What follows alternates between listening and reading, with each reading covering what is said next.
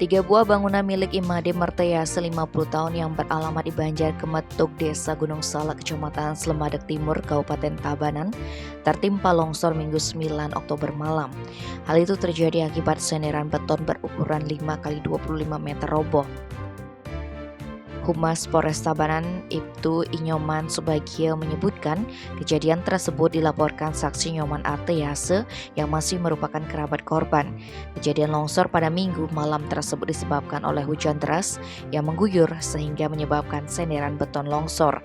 Adapun kronologi kejadian, terang Subagio, berawal dari suara gemuruh yang didengar Made Martayase pada Minggu pukul 22 WITA.